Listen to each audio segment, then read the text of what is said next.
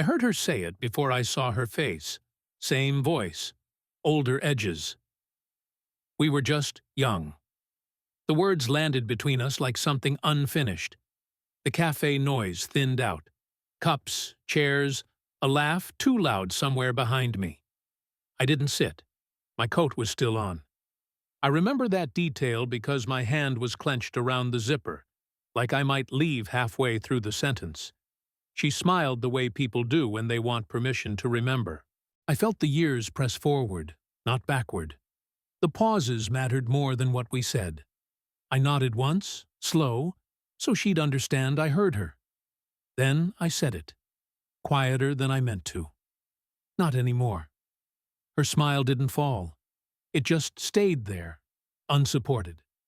And in that second, I knew whatever we were about to say would cost us something we couldn't take back. Before I saw her again, my life had settled into something predictable. Not happy exactly, but stable in the way you stop questioning.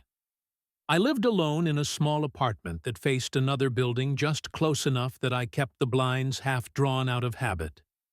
Mornings were quiet. Coffee, the radio low, the same route to work I could walk without thinking. Evenings were quieter. I cooked simple meals. I slept early. I told myself that was maturity. In my 20s, I'd believed life would stay loud forever, that feelings were renewable, that love, if it broke, would simply be replaced by something else. She was part of that belief. We met when everything still felt provisional. Jobs, cities, even promises. We weren't reckless, just certain that time was on our side. We talked about futures the way young people do, loosely, as if nothing required a signature.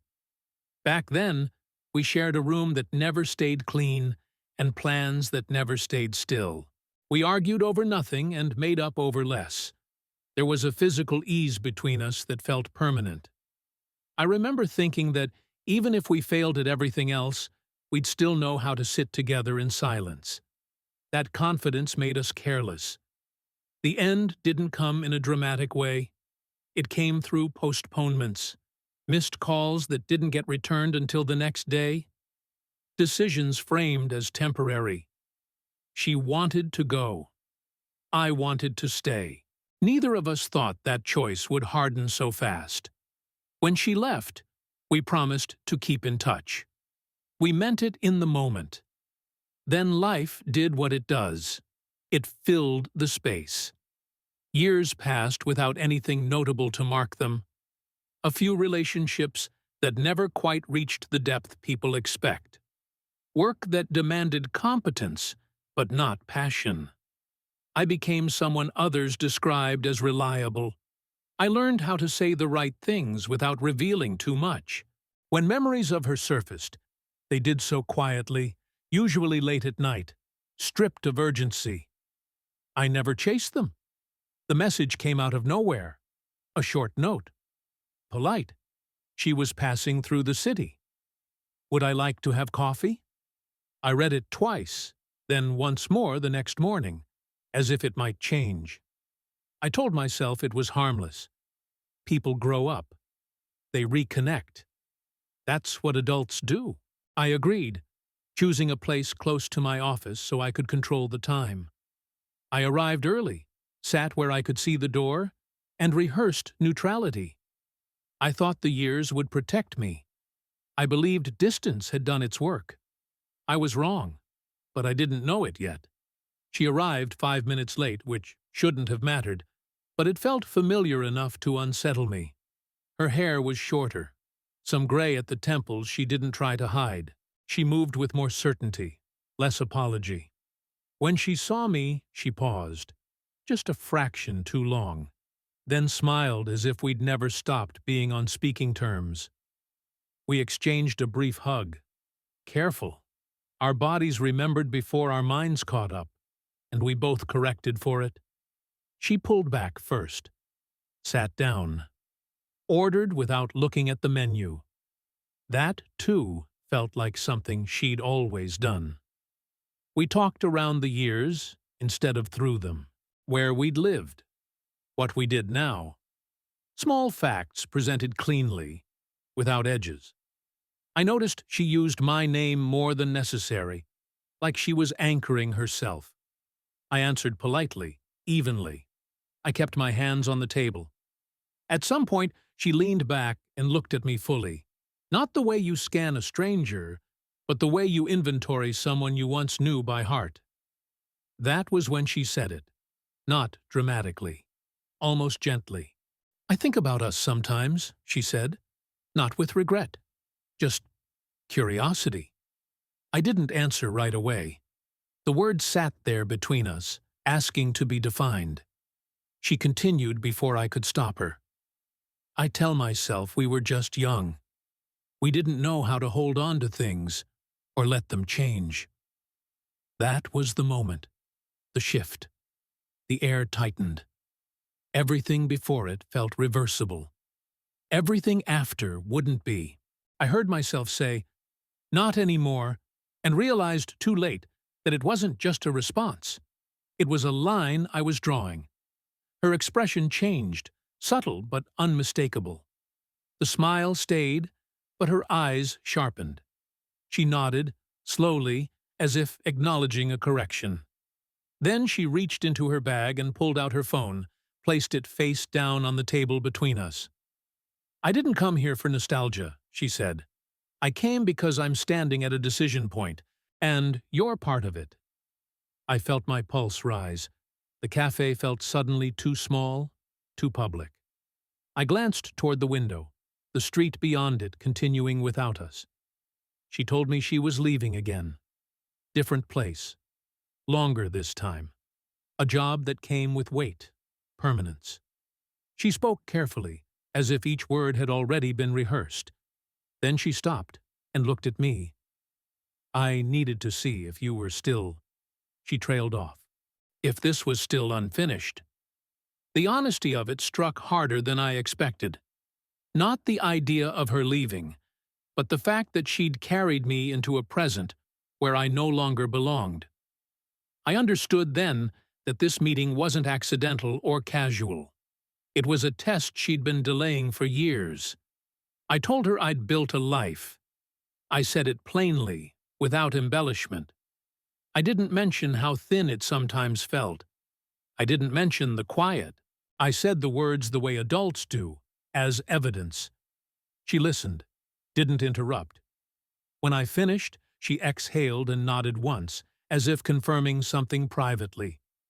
"That's what I needed to know," she said. The waiter came by with the check, oblivious to what had just shifted. She reached for it, then stopped, letting her hand rest on the edge of the table instead.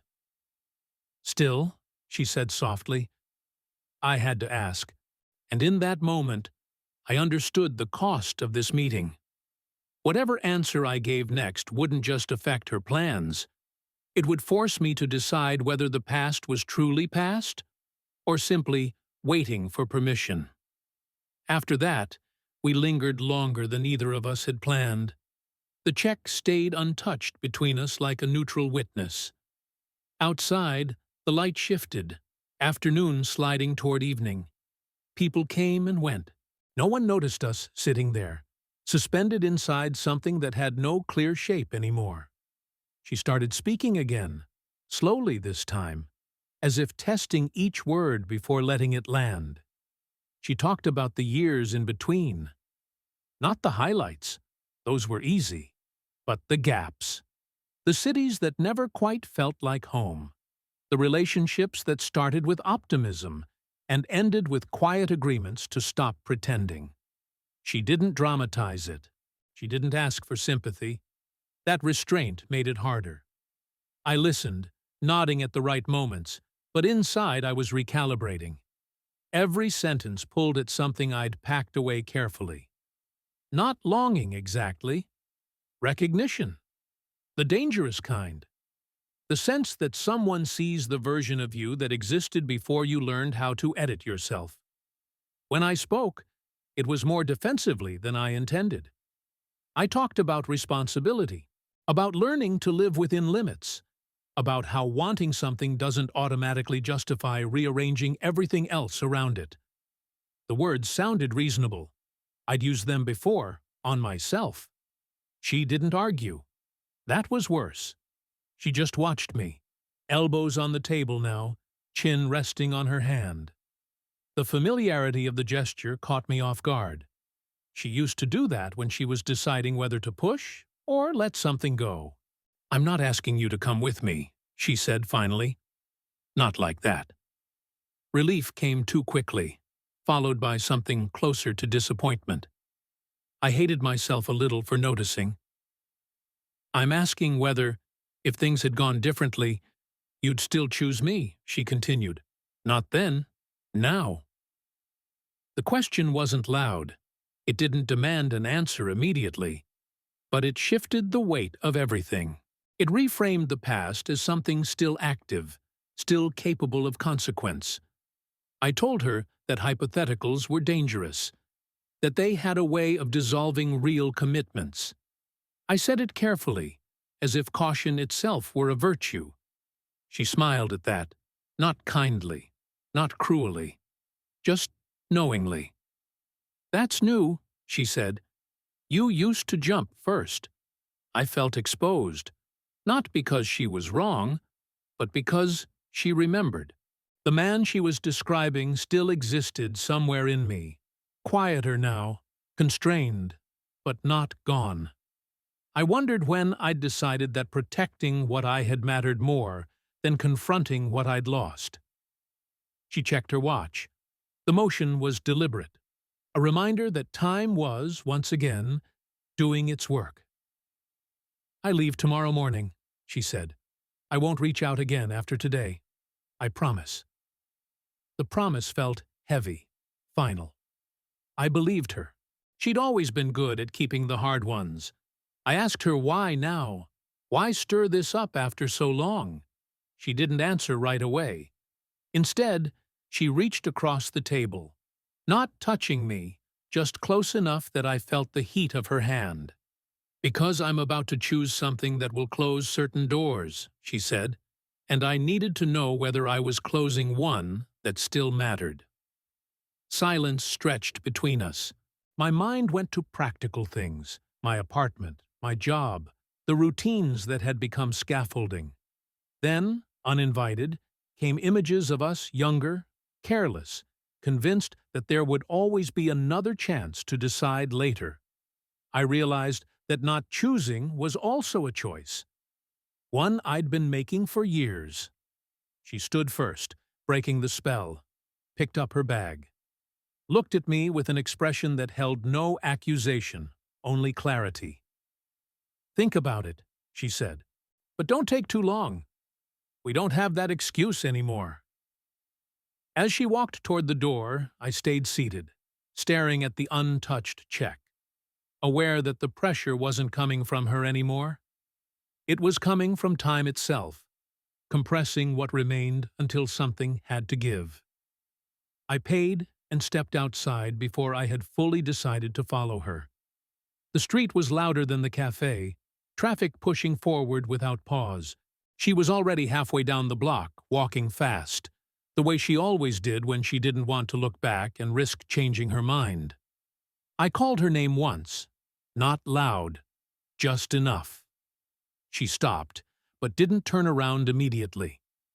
That hesitation told me more than any answer could have. When she faced me, there was no expectation on her expression, just readiness. Like she had already accepted every possible outcome. I walked closer, closing the distance we'd been pretending didn't matter. I noticed the small things, the way she held her shoulders, the crease between her brows that hadn't been there before. Time had shaped us both. There was no version of this where we returned to what we were. I understood that clearly now. "I can't be the man you're asking about," I said. The words came steady, which surprised me. The one who would choose differently just to prove he still could. She nodded once, absorbing it. I thought that would be the end. I thought I'd feel relief. But then I added quieter. because it needed to be said. But that doesn't mean it didn't matter, or that it still doesn't. Her breath caught, not dramatically, just enough to register. She looked away, down the street, then back at me. "That's the part I needed," she said. "Not permission, just truth." We stood there, inches apart, not touching. I realized then that this was the decision. Not whether to follow her, not whether to reopen something that time had already sealed. The decision was whether to let this moment end cleanly, without trying to extract more from it than it could give. I reached out and took her hand. Briefly. A contained gesture. The kind you remember because of what it didn't become. "I won't ask you to stay," I said. "And I won't pretend I'd be someone else if you did." She squeezed my hand once, firm, then let go immediately, as if lingering would undo the restraint we were both holding on to. "Good," she said. "Then we're not lying to each other." A car passed between us, and the sound filled the space. When it cleared, she was already stepping back. She smiled then. Not the hopeful smile from the cafe. This one was smaller, complete. "We weren't wrong," she said. "We were just early." I watched her walk away this time without stopping her. I didn't follow. I didn't check my phone. I stayed where I was until she turned the corner and disappeared from view. The choice was made not with a grand gesture, but with restraint. With the understanding that some doors aren't meant to be reopened, only acknowledged before you walk past them for the last time. That night, my apartment felt different, though nothing had changed. Same furniture, same quiet hum from the building next door. I hung my coat in its place and stood there longer than necessary, as if waiting for something to follow me in. Nothing did. I slept poorly. Not because I regretted what I'd said, but because my mind kept replaying smaller moments instead of the big one. The way her hand hovered before touching the table, the pause before she turned around on the street, the restraint in her voice when she said she would keep her promise. Those details stayed. They always do. The next morning, I went to work as usual. The route hadn't changed. The light hadn't changed. But I noticed how often my thoughts drifted, not toward an imagined future with her, but toward the past as it actually was. Less romantic than memory likes to pretend. More fragile. I saw clearly how much of it had depended on timing we didn't control and choices we didn't know how to make yet.